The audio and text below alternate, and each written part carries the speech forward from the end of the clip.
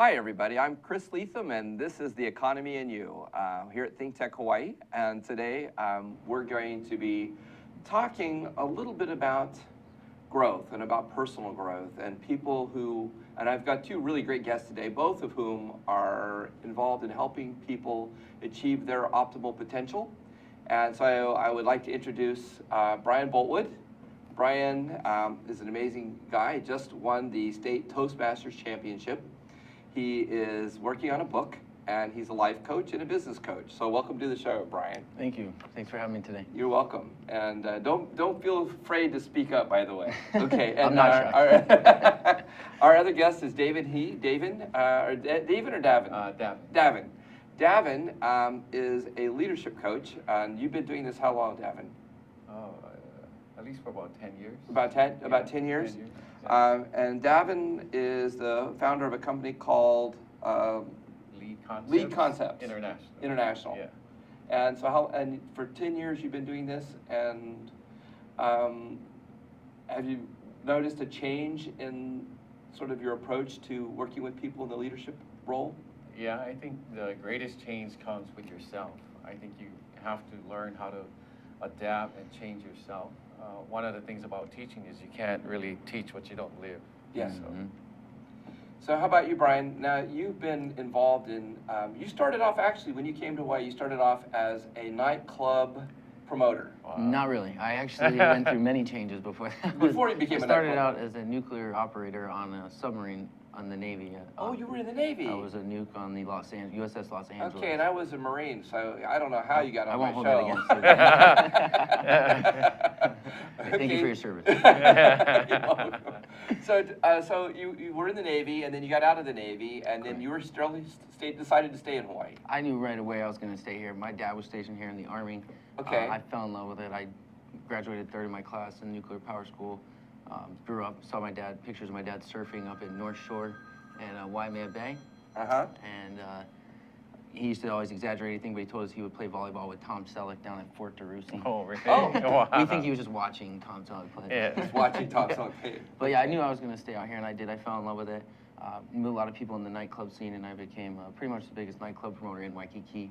I did a bunch of different venues, was on 104.3 for a number of years. Wow. Took over as the promotions manager for Zanzibar. Okay. Oh, wow. Yeah. And then at some point you decided that wasn't going to be your life's calling. Yeah. I celebrated 2 years sober yesterday with no alcohol for the last 2 years. Congratulations. Which was Wow, really awesome. congratulations. Right after my real birthday. Yes. That's On awesome. Sunday. That's tough. It's been a great weekend. Yeah? But yeah, I definitely, the short version is that I found that I was spending my time convincing people to go out and party on a Wednesday night when I really knew in my heart and my soul that they should be home, preparing for the next day, getting rest, eating healthy, Yes. drinking water and stuff like that instead of spending their rent money on drinks. So Yeah. didn't feel good about it anymore. Well, I guess it's about balance too. Absolutely, yeah. People need to find balance in their life. Every once in a while we need to unwind. Absolutely. But that shouldn't be our primary protocol. Yeah. Okay, so then at some point you decided to transition into being a life coach. You got involved in public speaking. And being that you just won the Toastmasters, this is sort of the pinnacle of your public speaking career then? Absolutely, yeah. I mean, it's all still pretty new for me too. Yeah. I absolutely love it. This is definitely my passion in life, and I didn't really know how it was going to transform. It all, like they say, everything happens for a reason. Yes. I read a book called Creating Your Own Destiny by a man named Patrick Snow. And I bought that book at a bookstore. I read it in a couple days, and I couldn't believe it. I knew that if I had ever written a book, it would be that book. And I found his number online and called him. And he would happen to be coming here for a speaking event 2 weeks later. Wow. A year later, I ended up hiring him to be my public speaking and book publishing coach for life. Okay. So that was how it got started. I see. I called Patrick Snow. He put me on hold.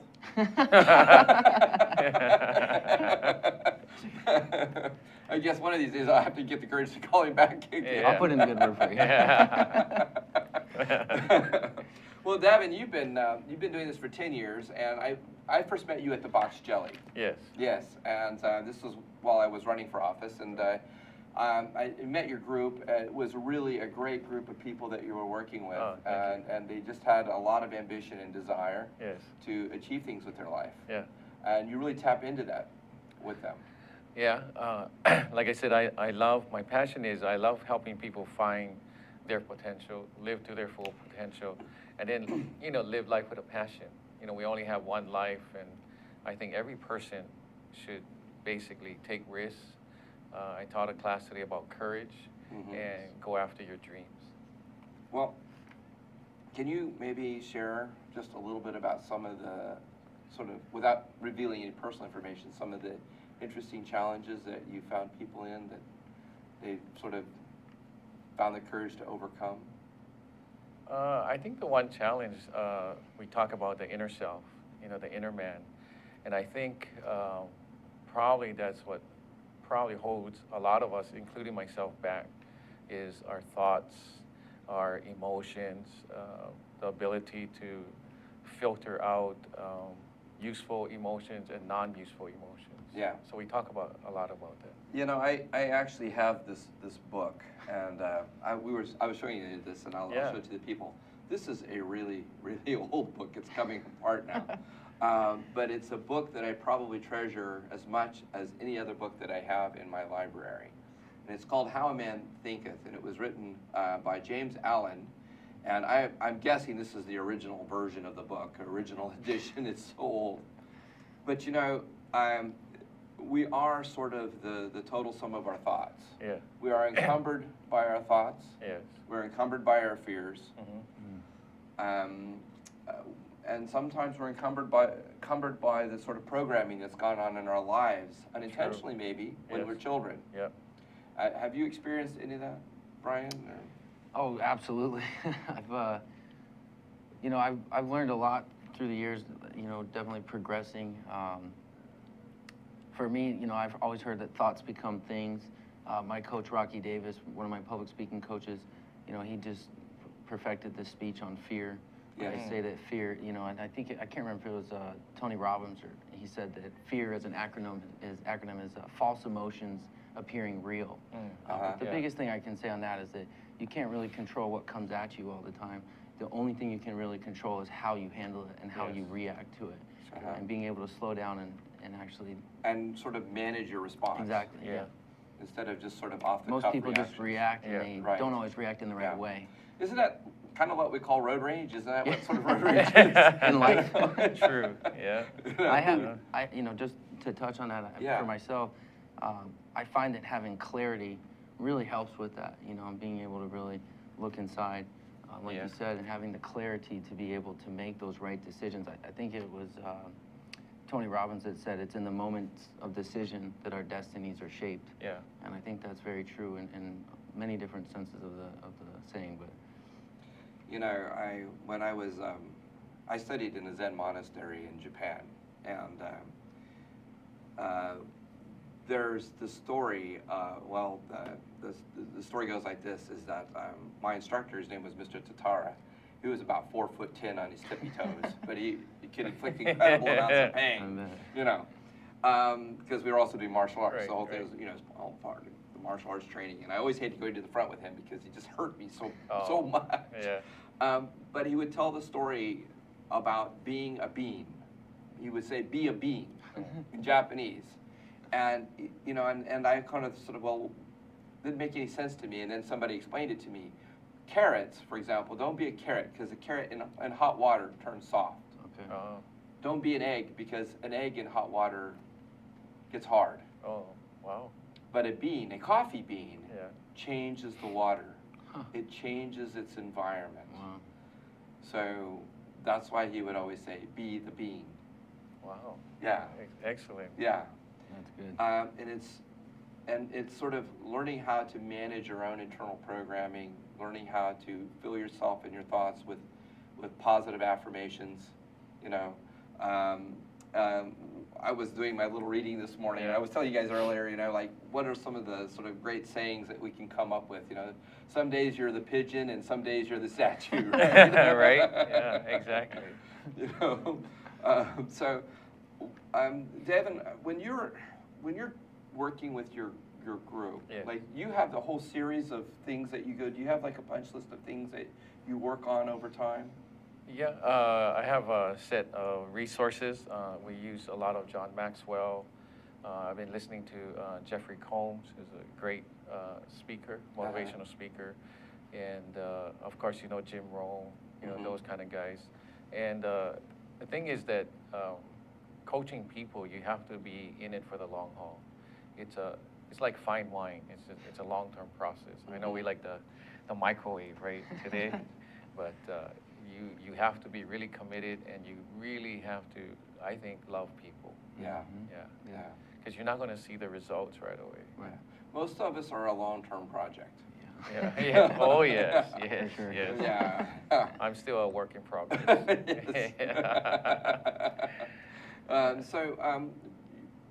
You're working as a Brian. You're working as a business coach and a life coach, but you do more one-on-one. Correct. How do you find that? I mean, that experience of working with people. And why did you choose one-on-one as opposed to maybe working in more of a group environment? I think just for myself personally, you know, I could definitely do both. Because it is new for me, and I'm trying to focus on what I have at hand right now, which is my book, which is taking up most of my time. So I still have time. I actually get up now every morning at like 4:35 a.m. To either do coaching calls. I have a couple clients in Canada on the Eastern time zone, so it's easier for me to get them to do that in the morning. And I can do that for an hour, or I can work on my book. And I find that it just works better for me to really, you know, try and put myself in that person's shoes. And actually think like if I was them, what I would do, and really just be a mirror for them. A lot of the times, you know, is what I find is the biggest thing. You know, it's funny how people tell you all this stuff, and once they are ready to receive it, it's almost like they already know when they're telling you, you know, what is not right in their life or in their business. They already know, but it's just being accepting of hearing it. You know. So sometimes it's helping people make better choices, or helping them. Helping just think it through. You know. Because we were saying earlier, indecision is the key to flexibility, right? Yeah. You could definitely say that. Yeah. Okay. Well, we're going to go to commercial in here in just a second. But Davin, I really enjoyed your group. Yeah, I really did. And I'd like to, when we come back, I'd like to talk a little. Maybe you could walk us through some of the things that you're doing. Okay. And some of the exercises that you go through. That'd be all right? Yeah. Perfect. Okay. All right. All right, well, my name is Chris Lethem. This is The Economy and You. Stay back. We'll be right back with Davin and Brian, and tell us more about leadership and what's involved in leadership training. Aloha. Okay, this is ThinkTech Hawaii, and it's Wednesday. Every Wednesday is Energy Wednesday here in Hawaii, the state of clean energy. 4 to 5 p.m. every Wednesday. Come and listen to us. And just to show you what I mean, I'm going to ask Sharon to tell us more. Come and see us every Wednesday, as Jay said. And we have people like Jim Albers from HECO here, and co-host Ray Starling here every Wednesday. We not only go on Olelo and OC16, but also stream live. So please come visit us, hear about the latest in clean energy. Okay, Jim, you've been here. You got any comment on all this? As important as energy is in all of our lives today, this is a great forum and a great format to vet those issues. So I encourage everybody to listen in and participate. Okay, Ray, what do you think for a close? Well, I think this is the greatest show in the energy world here in Hawaii. You can come here every week, 1 hour, and catch the latest on what's happening and hear from the people who really know what's going on, like Jim Alberts. We appreciate your coming today. Thank you. Ray Starling, Sharon Moriwaki, Jim Alberts, and Jay Fidel here in Hawaii, the state of clean energy. 4 to 5 p.m. Wednesday. Aloha. Well, welcome back, everybody. I'm Chris Lethem, and this is The Economy and You. And by the way, I did want to announce our guest for next week is going to be Representative Bob McDermott. You know, he's always an interesting person to interview, so I hope you look forward to that. But I wanted to go ahead and talk with you, Davin. We were going to talk a little bit about some of the things that you work on. We were talking about the emotional IQ. Right. And when we talk about people's competency, Yes. and we talk about their competency in the workplace, Yes. or that they're launching a new business, you know, the emotional IQ is sort of a soft skill. I would think so. I think you have the competency of your skills and your talents. Like I talk about doing the work, and then there's the weight that comes with the work. And I think the emotional weight of the work sometimes will kind of prevent us from really reaching our potential.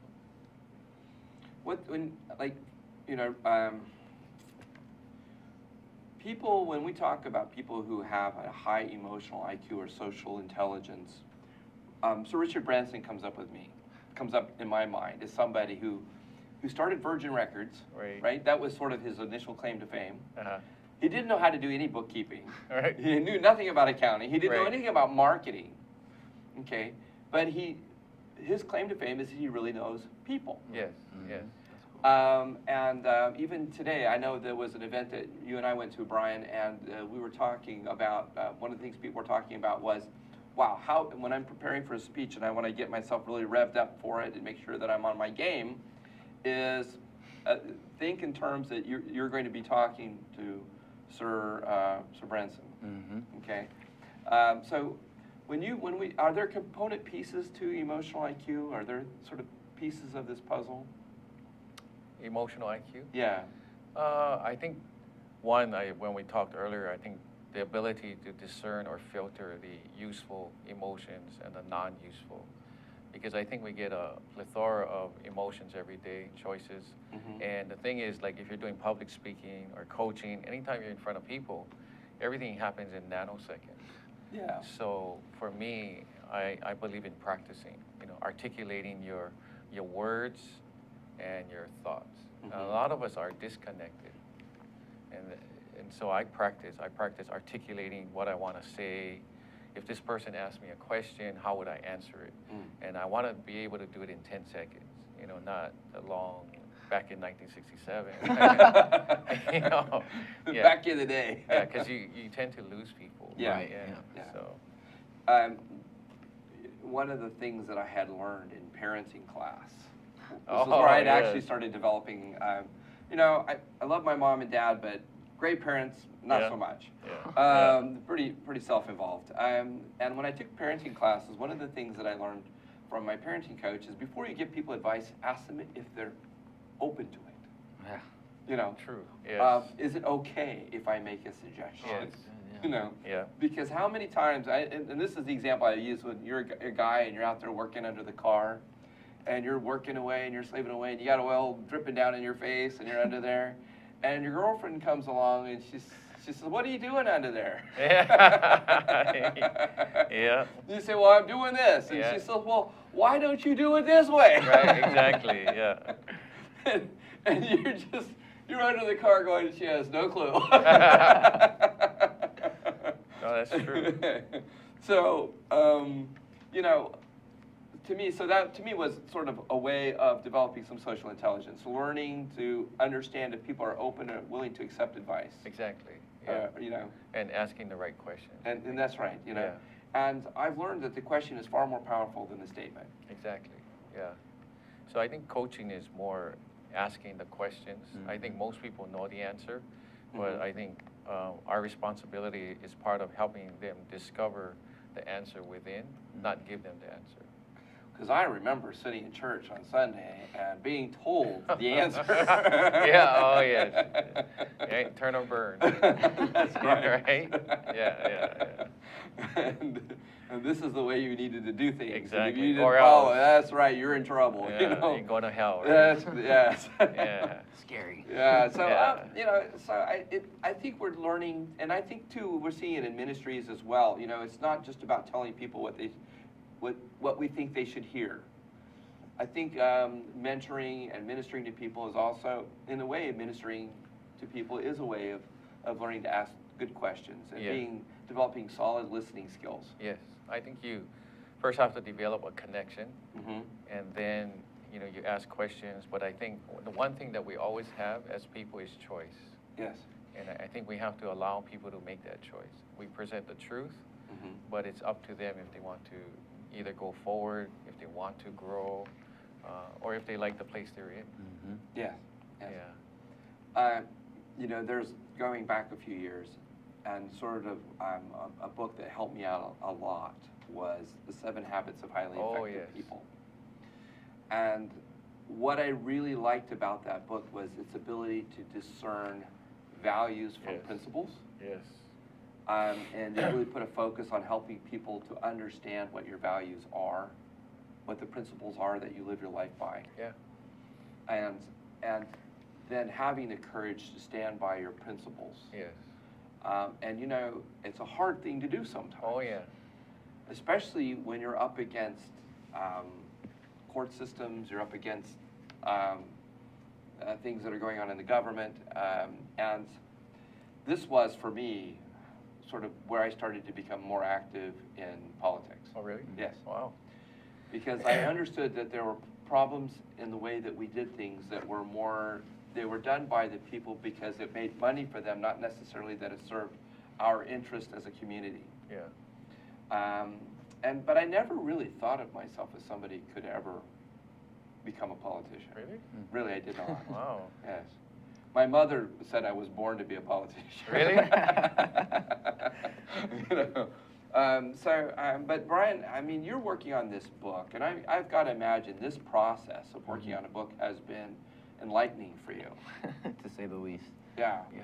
What are some of the sort of the things, the epiphanies that you've had working on this, and maybe addressing some of your own history, and maybe you could tell us a little bit about your process. Sure, absolutely. I mean, it's something that's definitely right in front of my face right now because just to give an example, you know, I've gone through quite a big transformation or change, and it's funny because everybody knows me here as Mr. Nugget Style from my radio name. Mr. Yeah. Nugget. Mr. Nugget Style. Okay. And that was my company, was Nugget Style Productions, and you know, today I'm standing here in front of you as Brian Boltwood, and that's been a big thing for me, you know, and not only being comfortable with that, but it's actually been one of the funnest things in my life is transforming or becoming Brian. Yeah. As I said, I literally Wow. had to kill Nugget online, in my personal relationships as well. So this is a transformation for Huge you. transformation. I'm for glad me. to see that you're not wearing a dress today. Thank you, thank you. You got jokes, man. You got jokes. Some work, some don't. Well, we can't say anything. It's his TV show. Right? Well, so many people are going through life transformations, and then the next time you see them, they're in a dress. The you know? dress not so Yeah. much. The long hair I did cut off. You did though. cut off. Yeah, I Yeah. did notice it. You're Yeah. wearing your hair's a little shorter, but no, you know, you look great. So, Thank you. But As, go ahead. as far as the book goes, I've been working on this book for I've been working on a book for the last 5 or 6 years.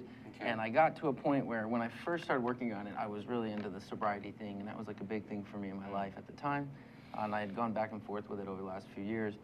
The short version is I was writing the wrong book.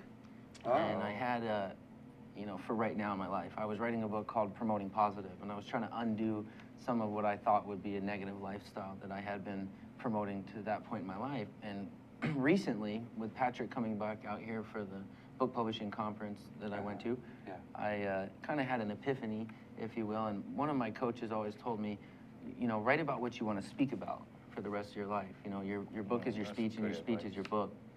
And I realized that although I like the idea of a healthy lifestyle, it's not really what moves me to get up every day. I absolutely love every aspect of business. I'm a huge learner in life. I believe in a continual education program. And I think the minute you think you've learned everything, you're done. So I love it. You know, like I said, if I was independently wealthy, I'd go take a bunch of classes tomorrow at one of the universities. You know what I call that? I call that a study ethic. Yeah. Yeah. You know, there was a time when I was a kid, all I heard about was work ethic. Mm-hmm. And oh boy, did we have a work ethic. Living on a farm, you had a work ethic. As soon as you could pick up a bucket, Right. you were working. Yep. You know, but today we realize that not only do we need a study ethic or work Absolutely. ethic, but we need a study ethic along with that. Mm-hmm. Yeah. Because it's that steady ethic, that is your commitment to your own internal excellence, Absolutely. your own growth, your own development. And, you know, we don't control the things that happen to us in life. No. I have learned that the hard way. All I can control is how I respond to it. Yeah. How do I bring my back from those brinks of despair Mm-hmm. and bring myself back into the fold and continue to add value to not only my life but the lives of others. Mhm. Yes. You know, and it's great to have you guys, Oh, because you are the guys you. that throw the rope, you know, and pull us Yeah. out of, you know, out Yeah. of, you know, out of these holes that we find ourselves into, you know. Mhm. Because when you're down and you're down hard, you know, it takes somebody like you sometimes to come and pull us out and give us that assurance that we're going to make it, Yeah. you know, because that's tough. Yeah. And you've been through the battle. The alcoholism is a tough fight. Mm-hmm. It's, you know, and I think you have to deal with that on a daily basis. Yeah. Yeah, for me, I mean, I have zero interest in it now, but I think the big shift was I found my passion, and that's why my book now is prospering from your passions. Because what I've learned with the book and with coaching and speaking, it's not about me. Yeah. It's about the audience, the reader, the actual audience when you're speaking, and it's about reading them and finding a way to communicate clearly the message that in a way that they'll be able to receive it once they're ready. Yeah. And that's it. I guess you both hit on that, once somebody's ready. Mm-hmm. Yeah, exactly. Yeah, yeah. And that's not always, that goes to patience, right? I guess Yeah, patience, you offer that lifeline. timing. Yeah. Timing is key. Yeah. Timing. Yeah. So, For me, I think when they know they're ready, that's when they're actually asking for it too. yeah. And I think that's a big part of it. Like you said, don't just go around, I'm a coach here, do this, hey, you should do this. People don't like that. Yeah, right. My roommate can't stand me. The feeling's mutual. Yeah. Well, you know, that's actually, there is a lot of intelligence to that, you know, Absolutely, because when yeah. people are ready and then they say, okay, now I'm open to hearing what you have to say, Mm-hmm. then those barriers come down. Absolutely. Yeah. You know, because there is something a little irritating about people who Totally. come around and give you advice Yeah. when you don't Yeah. want it. Right. Well, I think we're gonna go to a commercial here shortly. Okay. This is really great. I'm so glad that you guys are on the show today and contributing to this, because you know, we're going to talk about a few other aspects of leadership and coaching. But right now we're going to go to commercial. I'm Chris Lethem. This is The Economy and You, and thank you for watching. We'll be right back. Aloha, I'm Kili'i Akina, president of the Grassroot Institute and host on Ehana Kako, a weekly program on the ThinkTech Hawaii broadcast network. Ehana Kako means let's work together. Think of the sad alternative, let's not work together. Here in Hawaii, with all of our diversity and the richness of the people, it's important for us to come together around issues on the basis of what's right, and what's good, and what's going to serve the common good. And that's what we try to do at Ehana Kako. Every week, we interview movers and shakers, people in government, business, and other sectors of society to talk about how to create together a better government, economy, a better world here in Hawaii that can bless the rest of the world. I thank you for your attention to ThinkTech Hawaii, and we look forward to seeing you every Monday, 2 to 3 p.m. on the ThinkTech Hawaii Broadcast Network. We're Ehana Kako, and we wish you well. Aloha. Hi, we're back. Man, that was a fast 1 minute. Oh, yeah. Yeah. I'm Chris Lethem, and this is The Economy and You. Welcome back to my show. Today we've got two really great guests. Oh my gosh, I'm losing it. We have Brian Boltwood and Davin Hee. And both of them are really engaged in helping people achieve their goals and their goals and achieving their highest potential. And you know, this is the thing when a lot of people are ready. You know, there's a program my daughter went through called PSI. Oh, okay. I've heard of that. You've heard of Recently, PSI? Yeah. Have you participated in PSI? No, not personally. No, I haven't either. And my excuse was I did the whole Buddhist thing. I didn't Yeah. need to do PSI on top of that. Yeah, It right. just seemed like too much. But my daughter did a program with PSI. She came out of it, and she ended up running for Miss Teen Hawaii. Oh, yeah? Wow. Became runner-up Okay. for Miss Teen Hawaii. Wow. My younger daughter, who did PSI also, ended up in a dance competition and was named Hawaii's top dancer when she was Wow. a junior in high school. And both of them, even to this day, are very high achievers. Yeah.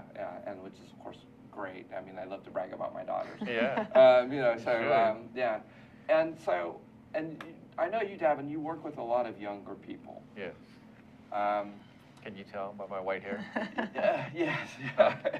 I saw a cartoon of parents when the children are young, they have black hair, and when the children are teenagers, their hair's all gray. Oh yeah. The men's hair is, the fathers, their hair's falling out. It's from all the money you They're spent. they're leaning over and shaking their heads.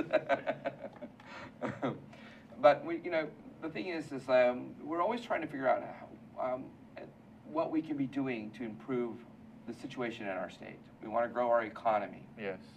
We want to make solid investments that grow opportunity here in Hawaii. Yes. And part of what I see you working on, both of you, is this idea that we need to be growing from within. Yeah.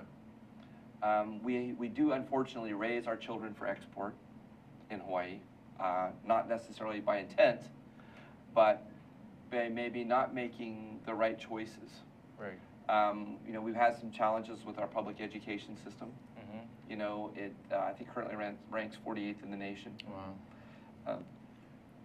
We are now considered the most unfriendly state in the nation to do business. Oh yeah. Yes. Wow. That's interesting. So, so how do we get ourselves out of this? We need to, we need to be making changes. Yes.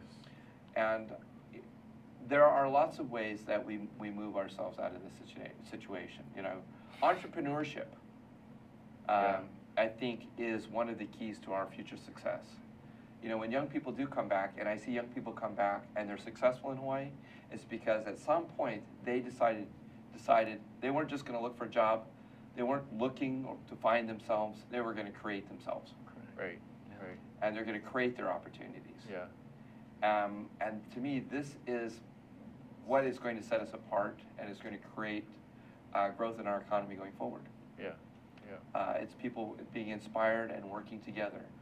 Now, are you focusing on, when we talk about social IQ, one of the key components and values of this is collaboration and people learning how to collaborate? Yes. Yes. And I think that's the difficult part. I think for me, because I'm a little older, so to connect with the younger people, I have to put myself in a position to learn, to adjust. It's not my way. It's how we can bring both of our ways. And I think change happens within us first. So I wish, our leaders, would go through some kind of coaching program, not to be told what to do, but I think it's all about discovery. So I'm going to invite you on next week when we bring on, start bringing on representatives. Yeah. You might be. You know what though? One thing I would say about our politicians is they're generally motivated people. Yes. Yeah. They're not always motivated to the same agendas, or sometimes their agendas aren't agendas that we necessarily find beneficial to us or our community. And I always tell people, a great place to engage with your representatives and your senators is at neighborhood board meetings. Yes. For those senators and representatives that actually go to neighborhood board meetings, they don't always show up. Right. But I always tell, and the other thing is you can go down to the legislature. Now, I don't know if I would go down to the legislature to say, Mr. Senator, I'm here to coach you today. Yeah, no, I don't think so. They're going to be willing. Yeah. Or maybe you can just say, when you're ready, come and see me. And there is, one of the things that I do see is that there are factions at the legislature, in our government. Yeah. Some of the challenges that they face is with sort of people who sort of fall under the bureaucratic cap or wear the bureaucratic hat. Yes. Right. And there's this sort of, there are all these different disparate agendas. Yes. And I think the value of what you're teaching is that if we can help people develop better social skills and social intelligence and social IQ, that we can get these people working together rather than against each other. Yes. Yes. And so, I'm going to make it a point to invite members of the House and the Senate to come and see you, Davin. Really? Yes. They come and see you. They can see Brian first. Yeah. And when they're ready and they need some one-on-one, we'll send them over to Brian. There's also a lot of, one of the challenges is a lot of animosity. People get very upset and there's a lot of animosity. And I tell people, if you're not, if you're not happy with what's going on in our government, engage. Yeah, exactly. The way you get rid of somebody you don't like as a politician, you vote them out. Right. You know, that's how you get rid of them. So your vote does count. Well, that's how we need you. Yeah, Right? that's what I say. Yeah, that's right. Yeah, Yeah. You know, I tell you, I love what I love about what you're doing is it teaches me, and I continue to learn. Oh, yeah? I do, and I'm inspired by the work that you're doing. I love sitting in on the sessions because, you know, sometimes even though you maybe have done this stuff previously, it's also going back and recharging your batteries. Yeah. So, you know, I always tell people, if you're out there and you know that you're having a tough time in your life, go out and see somebody like a life coach.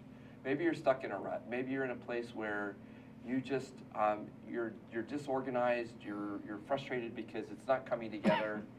And sometimes that's coming because we're just sort of scattered in our thoughts. Yeah. And we need somebody to help sit down with us and develop a work list, Yes. a task list.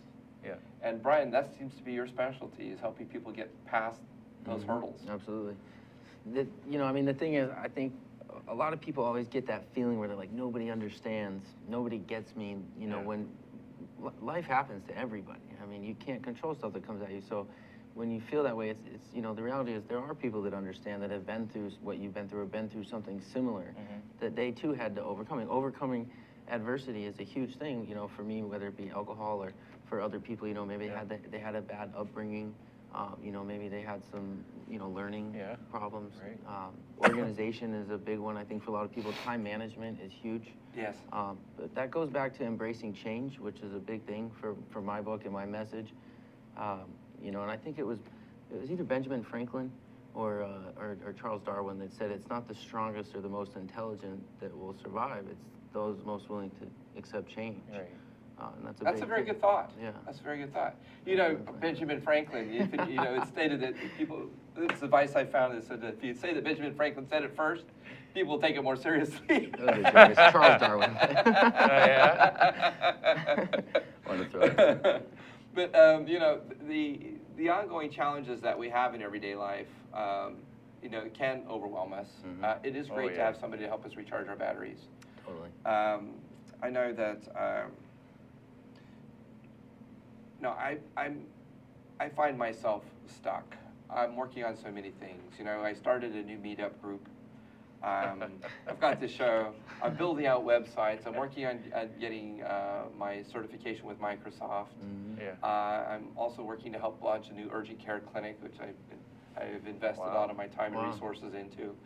And I wake up in the morning and I'm just like, oh my God, I don't even know where to begin. Right. Yeah. And I know there are other people out there facing those same challenges. Oh, yeah. You know, and so I want to just compel people to reach out. Yeah. You know, and come and where can they find you, Davin? Where can they find you?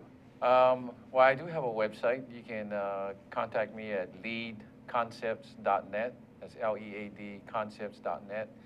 Or you can call me. I'll answer. I'll answer anybody. 808-375-1903. Right, one more time. 808-375-1903. Okay, and then do you have an email address? Email would be leadconceptsintl@gmail.com. At Gmail. Yeah. Leadconceptsintl Yeah. at gmail.com. Okay, and how about you, Brian? Because I know you enjoy the coaching, and I think it probably helps you as you're working on your book. Oh, absolutely. Yeah? I mean, I've learned a lot from my clients as well. I mean, that's part of the whole thing is they say that you can get everything you want in life if you help enough other people get what they want. And that's a big thing for me. But you can definitely reach me at my website, which is Brian, with an I, Brian, Boltwood, like a bolt of lightning hitting a piece of wood, BOLTWOOD.com. That's an image. Thank you. Yeah. That's good. Branding. Yeah. You could email me at bookme, BOOKME, at brianboltwood.com. And as well, I offer a complimentary, no obligation consultation for anybody at 808-953-8716. One more time with the phone numbers. That would be 808-953-8716. 8716. Okay, excellent. Well, that's great. And so we just got a few more minutes here. What would you like to see in an ideal world? What would you like to see happening here in Hawaii going forward? Davin, we'll wow, start with you. that's- Yeah. What are want me some to of take that one? some of the dreams? You can some take of the, it, yeah, right. okay, some of the aspirations But that you have. that's just something on my mind. We were talking about, you know, farming people out, they raise them here to go to the mainland, and the reality Yeah. is that, you know, if you're looking for a job, that's the whole thing, get a good education, get a good job. I find that, you know, whether it be entrepreneurial or in a job, my dad, who I would have to say did a good job as parents, they always taught me that if you love what you do, you'll never work a day in your life.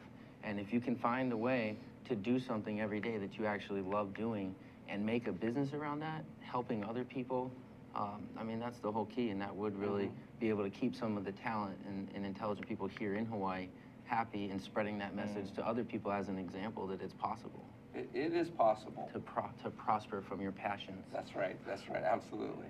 And how about you, Davin? What sort of, what would what are your aspirations? I like to see you in office. I'm going to welcome you back to the show again. Hey, I won teacher's pet. Yeah. What are you doing? Yeah.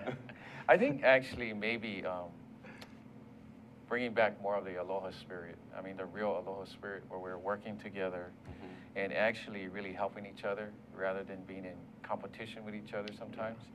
And of course, our educational system and other things that we're dealing with today. But I think if we can really train our next generation of leaders to really learn how to add value and make people a priority, I think we'll see us change in our state. Yeah. Well, you know, I really appreciate that, because I remember when I came to Hawaii for the very first time, I went to Waikiki, and there was a couple that had a shoe store, an older couple that had a shoe store. And how kind that couple was, an older Japanese couple, and how kind they were to me. And they took the time to talk to me, and they treated me with such aloha. Yeah. It was at that point I decided that Hawaii was a place for me to make home. That's cool. Yeah. Yeah, and I think we're missing a little bit of that today in our busyness and trying to survive and get things done. So I understand that, but we can continue to work at that and be tenacious and persevere. Yeah. You know, we have a homeless problem. Yes. And we need to work on that. Yes. That needs to be a priority. Absolutely. We can't continue to build multi-million-dollar condos and leave the homeless people sleeping at the foot of these you know, these skyscrapers and these incredibly expensive buildings. There's something just not morally right about that. So we do need to make an effort. And by the way, if you want to write a letter to your legislators and let them know that we still think that we need to be working on this homeless problem and get more serious about it, you can go to the Hawaii Legislature website. It's I think it's hawaii.legislature.com. You know, you can submit letters and testimony, and they do listen to you. If you've got ideas and solutions to the homeless problem, feel free to step up and give your insight. There are people there listening. And thank you, gentlemen, both, for coming on the show today. This has been a really great show. Thanks for having us. Despite my humor. It's awesome. Don't change. Don't change. Well, thank you, everybody, for watching the show. I'm Chris Lethem, and this is The Economy and You, and we look forward to seeing you again next week. Aloha.